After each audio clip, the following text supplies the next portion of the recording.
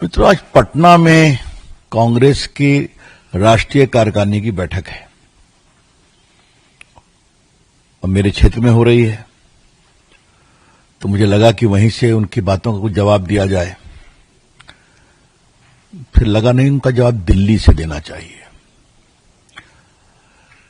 मेरे मन में पहला सवाल यह आया कि कांग्रेस पार्टी की राष्ट्रीय कार्यकारिणी तो दिल्ली में होती है, ये पटना में हो कब हो रही है?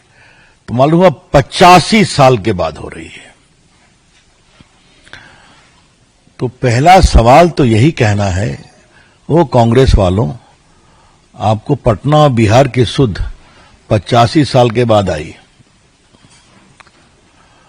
और ये मुझे आपको बताना इसलिए जरूरी है कि कांग्रेस पार्टी का जो कार्यालय है सदाकत आश्रम,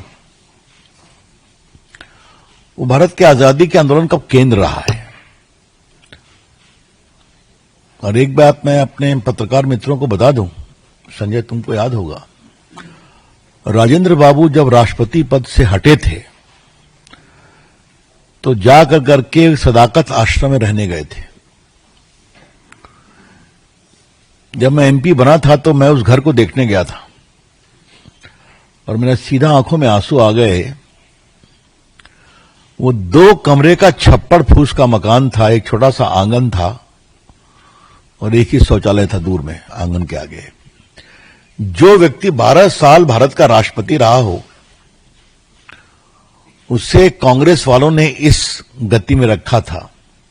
बाद में जेपी उनके सहयोगियों को मालूम हुआ तो फिर उनके लिए एक बड़ा मकान, मतलब बड़ा क्या, 2-3 कमरे का मकान बनाया गया। मैं इसलिए जानता हूं कि दोनों को मैंने ही अपने एमपी लैड फंड से सुधरवाया था। तो ये चिंता करते हैं राजेंद्र बाबू की, मौलाना मजरूल हक की। तो आपको 85 साल के बाद बिहार में राष्ट्रीय कार्यकारिणी की चिंता करने का मन में आया। पहले बिहार को आप कितना इंपॉर्टेंस देते हैं, मैं यहीं से बात करता हूं। और आज ये बात कहना बहुत जरूरी है देश के सामने। राजेंद्र बाबू देश के पहले राष्ट्रपति थे ना। गरिमा, संस्कार, संवैधानिक शुचिता की प्रतिमूर्ति, राष्ट्रपति के रूप में उनका कितना सम्मान किया गया। ये तो रिकॉर्ड की बात है ना कि नेहरू जी उनको पहला राष्ट्रपति भी नहीं बनने देना चाहते थे। ये भी रिकॉर्ड की बात है। सरदार पटेल ने कहा, नेहरू जी उनको सेकंड टर्म देने के मन में नहीं थे। तो मौलाना आजाद ने एक बहुत बड़ी टिप्पणी की है जो दुर्गादास ने लिखा है अपनी किताब में, कि जब मैं आजादी के पन्नों को खोलता हूं मुझे राजेंद्र बाबू हर जगह दिखाई पड़ते हैं, आपके जो उम्मीदवार हैं मुझे कभी दिखाई नहीं पड़ते। तो ये सम्मान हुआ राजेंद्र बाबू का। लोकनायक जयप्रकाश नारायण, आजादी के आंदोलन के महान नेता, उनको गिरफ्तार भी किया गया, उनकी किडनी भी खराब हुई। तो ये आपने बिहार की चिंता की। और तो और आपने जगजीवन राम को भारत का प्रधानमंत्री नहीं बनने दिया, याद करिए आप। तो कृपया करके बिहार की चिंता आज आप कर रहे हैं। तो मैंने भी जानने की कोशिश की कि बिहार में एकाएक रुचि क्यों हो गई। तो अभी जो ये मतदान तथाकथित त्रुटियों को लेकर जो उनकी यात्रा थी, उसमें राहुल गांधी ड्राइविंग सीट पर थे, याद है ना आपको, तेजस्वी पीछे थे। तो लगा कि यहां वर्किंग कमेटी करके ड्राइविंग सीट लिया जाए, कुछ और टिकट लिया जाए। तो पटना में इनकी राष्ट्रीय कार्यकारिणी इनके शुद्ध राजनीतिक लाभ से प्रेरित है। हमको टिकट अधिक मिले और हम ड्राइविंग सीट पे आए। इसीलिए अभी तक कांग्रेस ने तेजस्वी यादव को मुख्यमंत्री का चेहरा बनाएंगे कि नहीं, इस पर अपने पत्ते नहीं खोले हैं। हमने कहा है मुख्यमंत्री नीतीश कुमार जी रहेंगे, बने हैं, अच्छा काम कर रहे हैं, रहेंगे। उनकी ओर से कंफ्यूजन है। अब थोड़ा मित्रों, आज के दिन कुछ पुरानी बातों को भी याद करना जरूरी है।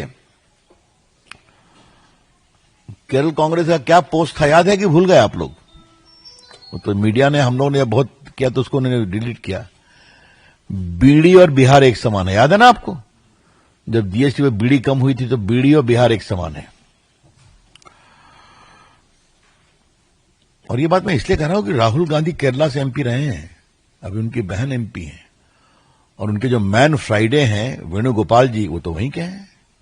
ये हिम्मत हुई कैसे ये बोलने की कि बिहार और बीड़ी एक प्रकार से एक समान है।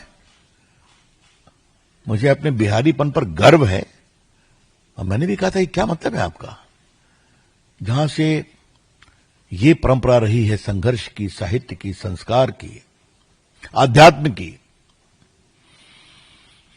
मुझे याद है मैंने कहा था इन लोगों को जरा बता दीजिए कि जब प्रभु राम के ट्रेनिंग का समय आया था तो उनको बक्सर भेजा गया था, याद है कि नहीं याद है? हाँ, आज भी विश्वामित्र घाट है वहां पर। तो ये कुछ जानेंगे, पढ़ेंगे, समझेंगे, तब ना बिहार की बात को समझेंगे। बाकी अंबेडकर की फोटो का अपमान राहुल गांधी ने किया तो लालू प्रसाद ने उसका और आगे बढ़ गया। क्या आपने पैर के नीचे रखे ना सर, ये सब दिखाया गया है। तेलंगाना के मुख्यमंत्री तो और आगे निकल गए कि बिहारी का डीएनए खराब है। याद है कि नहीं याद है? अब उनको कैसे कहा जाए डीएनए देश का एक है, ये कांग्रेस के नेताओं का, और इन सब पर राहुल गांधी चुप रहे हैं। आई रिपीट, इन सब पर राहुल गांधी चुप रहे हैं। और एक हमारे टीम ने खोज के निकाला है, जो चरणजीत चन्नी, कहां आजकल एमपी हैं, क्या है वो एमपी है, उन्होंने स्टेटमेंट दिया कि हम बिहारियों को पंजाब में घुसने नहीं देंगे, और प्रियंका गांधी ताली बजा रही थी। तो आपके मुख्यमंत्री बिहार का डीएनए खराब कहते हैं। एक प्रदेश का ऑफिशियल कमेंट आता है कि बीड़ी और बिहार एक समान है। एक साहब कहते हैं बिहार को घुसने नहीं देंगे, और चले आए ड्राइविंग सीट के लिए। ये मुझे दूसरी बात कहनी है। मित्रों, एक और बड़ा सवाल आपको उठाने की इच्छा है, और मैं चाहूंगा हमारे पत्रकार में इसकी गंभीरता को समझें। मालूम है कि पूरा जो चारा घोटाले की लड़ाई चली थी, उसमें मैं वकील था सीबीआई इंक्वायरी कराने के लिए। स्वर्गीय सुशील मोदी पिटिशनर थे, और भी कुछ मित्र थे। उस पूरी लड़ाई में कांग्रेस पार्टी ने कभी भी लालू का विरोध नहीं किया। लूट का ये 2000 करोड़ का घोटाला था, लालू प्रसाद कन्विक्टेड हैं, किसी को भी राहत नहीं मिली। किसी का मतलब किसी को राहत नहीं मिली।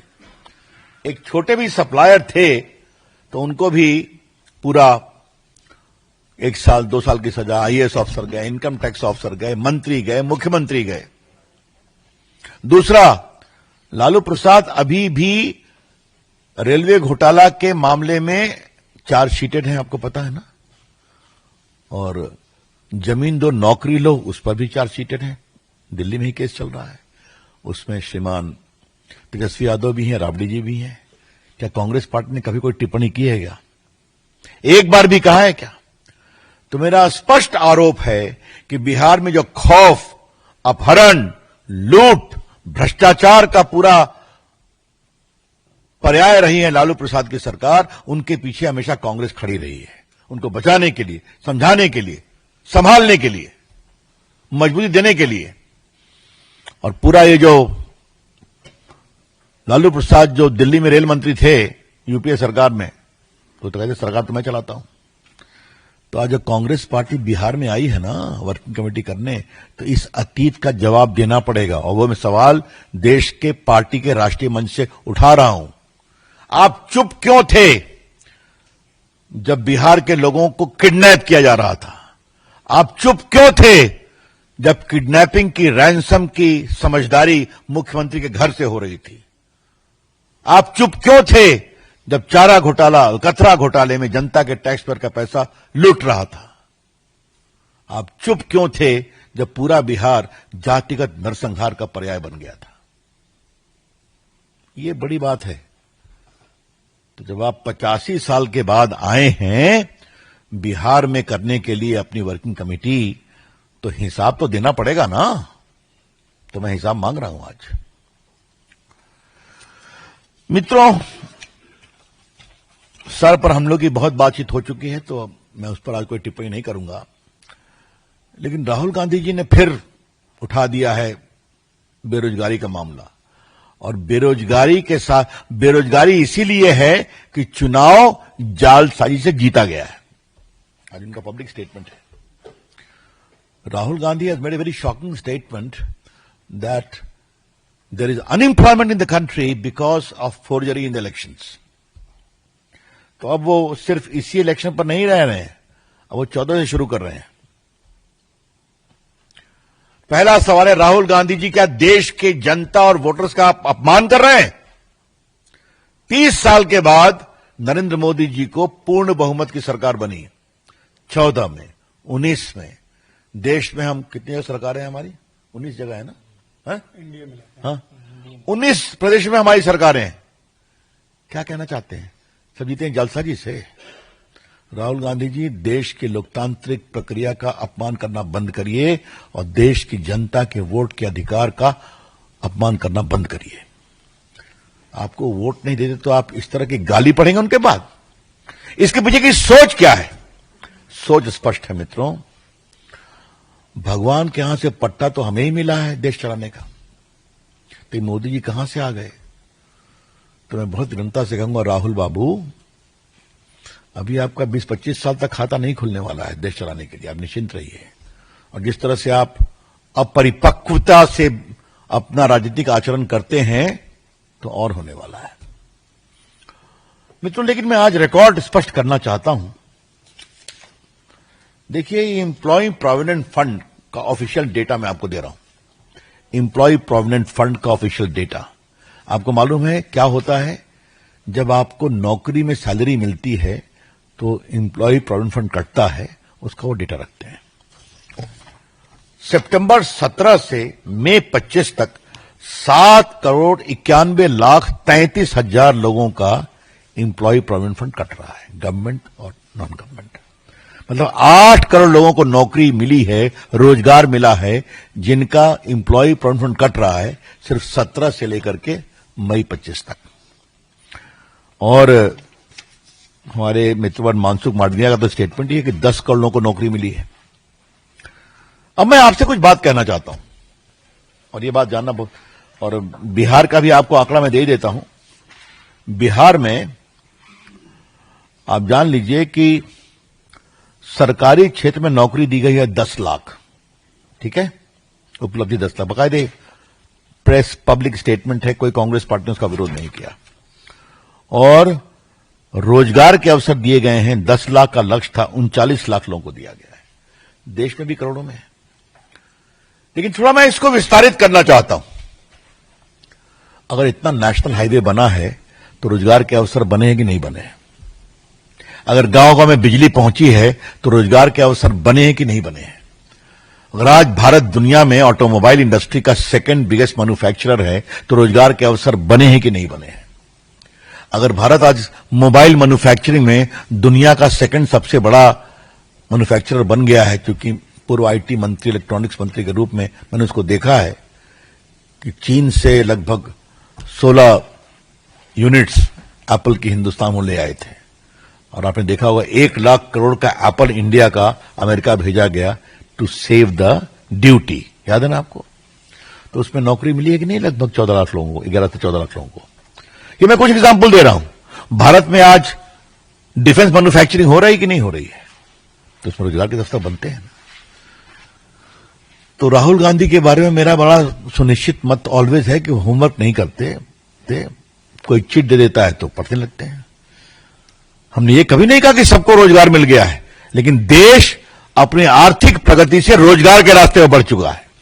ये हमने आपको एग्जाम्पल दिया है, और आगे और दिया जाए। Startup India, stand up India, ये जो पूरे गरीबों के लिए इतनी योजनाएं चल रही हैं, विश्वकर्मा योजना, और कौन योजना है जी?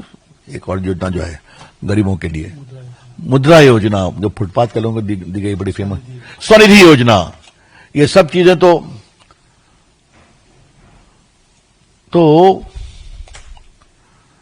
ये बातें हैं। तो थोड़ा राहुल गांधी समझेंगे तब, लेकिन ये तो हम बहुत बड़ी अपेक्षा करते हैं कि राहुल गांधी समझेंगे तब। जब कांग्रेस के नेताओं को नहीं समझा सकते हैं तो हम कहां समझाएंगे? क्यों देवेंद्र बाबू? आपकी टिप्पणी से कोई सवाल आप उठाते हैं, आप भी और आपके मित्र। एक अंतिम बात मुझे कहनी है मित्रों, खरगे साहब आप कांग्रेस के अध्यक्ष हैं, आपके कार्यक्रम में मंच से प्रधानमंत्री की स्वर्गीय मां को गाली पड़ी गई है।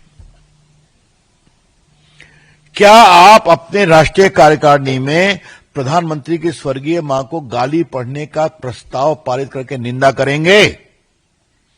Mister Kharge, on behalf of the BJP, I am asking a straight question from the national platform of the party. The late mother of the Prime Minister, more than 100 years old, a deeply pious lady, was condemned in the most foul language from the platform of your party.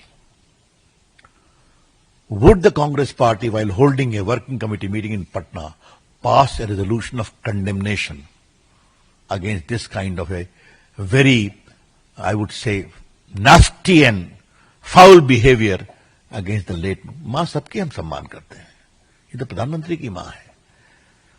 Thank you from my side. Open to questions now. Sanjay Sharma.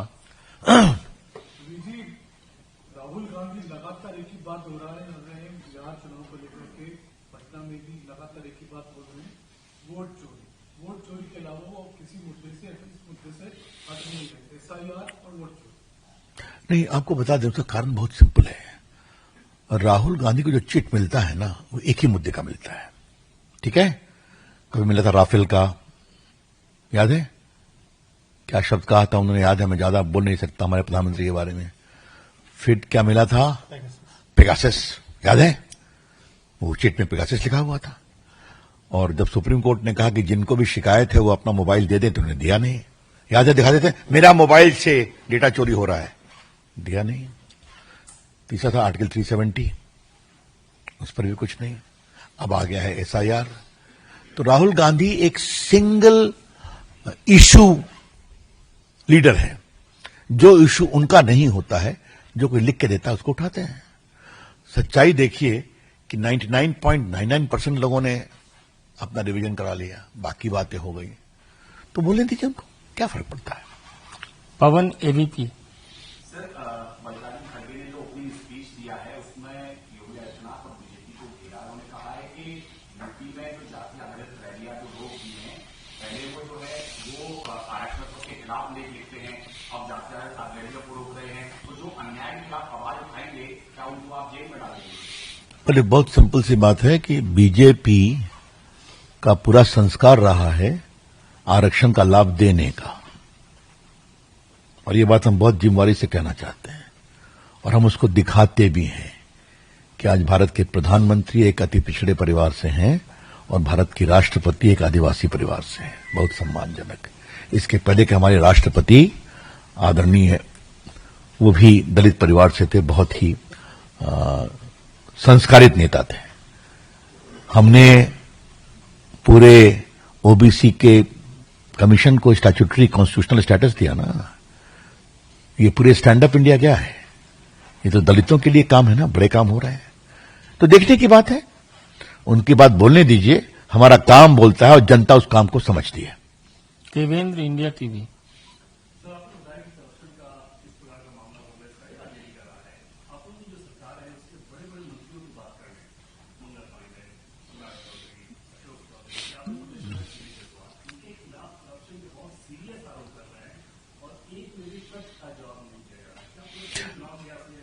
मेरे ख्याल में सबों ने संबंधित जवाब दे दिया है। रविकांत राय। कस के दिया है, प्रभावी रूप से दिया है। रविकांत राय। रवि जी, आरजेडी की रैली हुई समस्तीपुर में, उसमें भी जो आरजेडी के समर्थक थे, जो आरजेडी के झंडे लिए थे, उन्होंने प्रधानमंत्री नरेंद्र मोदी की मां को अभद्र गालियां एक बार फिर दी। ये बार-बार हो रहा है। ये बहुत पीड़ादायक है, मैं आपसे एग्री करता हूं, हम लोग सब पीड़ित हैं। क्या आरजेडी का यह स्तर हो गया है? राहुल गांधी, क्या आपका स्तर यही हो गया है? तो चलिए, जनता जवाब देगी उसका। Sir, you said that Congress party wants to be in the driving seat and they are not able to decide the case of the CM candidate. Sajjan Owaisi of the PNM has said that it is just 6 seats they want and they can be there in the India alliance. If this Tejas Ovaishi Yadav, if he won't agree, then it will be open that who is supporting Bharatiya Janata Party. It is none of our concern as to with whom Mr. Owaisi is trying to have an alliance. But what is the bottom line? The bottom line is very simple: to garner Muslim votes. Pure vote bank politics. And that shows the whole competition and who will be allowed in and who will be ousted. This I can only tell you in the lighter vein, that supporters of Mr. Owaisi went with a dhol, है ना, and did a good show कि ले लो हमको. ठीक है, वो उनकी बात है. चलिए. मोहित भट्ट.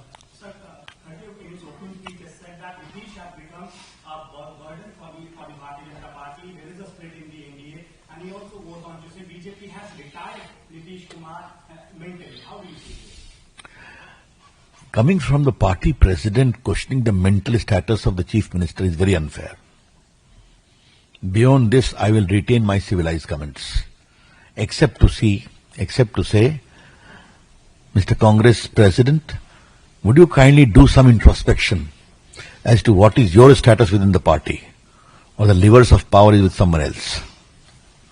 पीयूष आस्ते. ओवैसी जी का जो दौरा बिहार में चल रहा है, चुनाव होने वाले बिहार में, आपको क्या लगता है कि दौरे से क्या असर पड़ेगा और उनकी मंशा क्या है?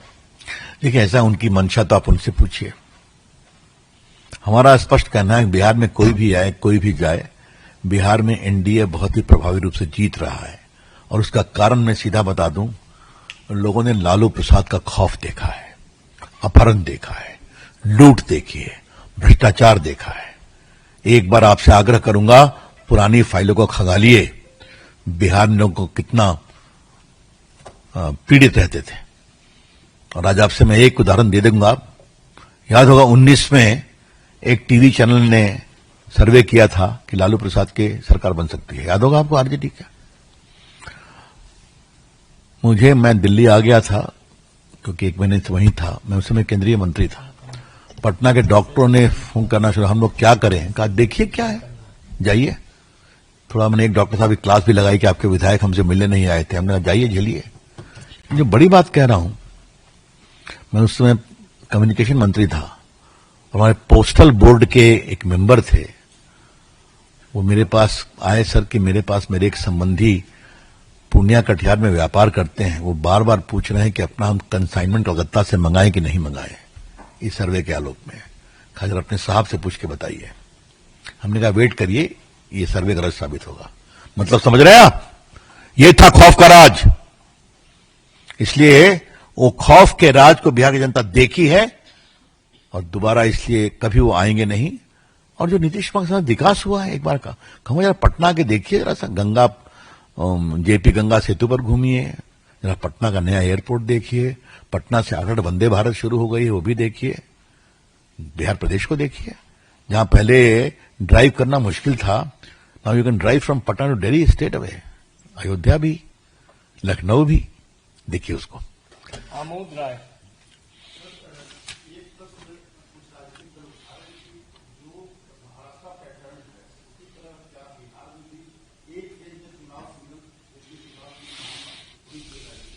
अब देखिए ये विषय, ये देखिए, आप भी जानते हैं, अनुभवी पत्रकार हैं आप. जब भी चुनाव होता है, चुनाव आयोग पार्टियों से बात करता है ना, वो अपनी बात कहेंगे. चुनाव आयोग निर्णय करता है लॉजिस्टिक पर, अवेलेबिलिटी ऑफ फोर्सेस पर, तो वो उनका विवेक है, उस पर हम कुछ नहीं कर पाएंगे. चुनाव एक फेज में हो या 2 में हो या 6 में हो, इंडिया जीतेगा.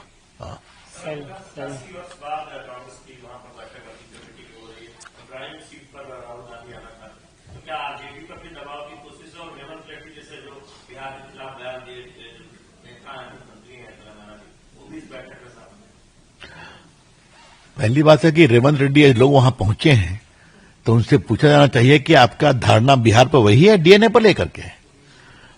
भाई ड्राइविंग सीट में कहना क्या है? राहुल गांधी को क्या परेशानी है?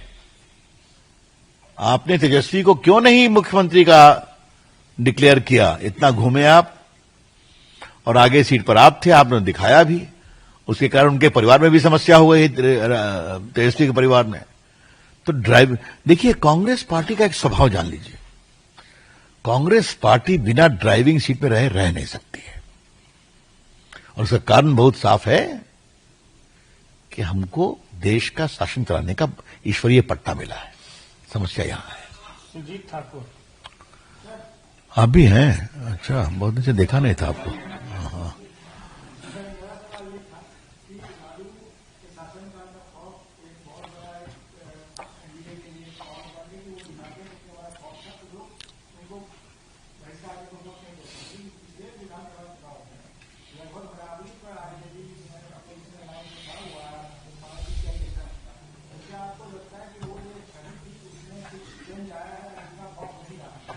देखिए, ऐसा नहीं कहूंगा। लोकसभा का चुनाव हुआ ना, 40 में 30 जीते ना हम लोग। ऐसा नहीं है। तो आप निश्चिंत रहिए, बिहार के चुनाव के नतीजे की प्रतीक्षा करिए। अंतिम सवाल है विकास चंद्र। सर, थोड़ा हम जायका बदलते हैं बिहार से। जीएसटी का लाभ लोग ले रहे हैं, लेकिन कांग्रेस पार्टी अभी भी सवाल खड़े करी। उनकी तरफ से आया है कि हम संसद के अंदर भी इस पर बात करना चाहते थे, बाहर भी बात करना चाहते हैं, लेकिन बीजेपी कभी गवर्नमेंट टैक्स पर बात ही नहीं करना चाहती। देखिए, मैंने एक दिन यहां पर एक शब्द का प्रयोग किया था। उस शब्द को मैं बताऊंगा नहीं, उसका मतलब आप संजय महल से पूछ लीजिएगा। थेथरलॉजी। बस समझ गए आप? देश की जनता देख रही है इसका फायदा। इतना चीजें सस्ती हो रही हैं। क्या मतलब है इसका? मतलब क्या है इसका? कुछ भी बोलेंगे आप तो ठीक है, जनता जवाब देगी आपको, हम भी जवाब देंगे उसका। लेकिन इतना हमें मालूम है कि जनता खुश है। और रोज विज्ञापन आ रहा है ना कि गाड़ी इतनी सस्ती, इतने लाख का गाड़ी की बुकिंग हो गई, बाकी हो रहा है, सब हो रहा है। डिटेल्स देते हैं हम लोग।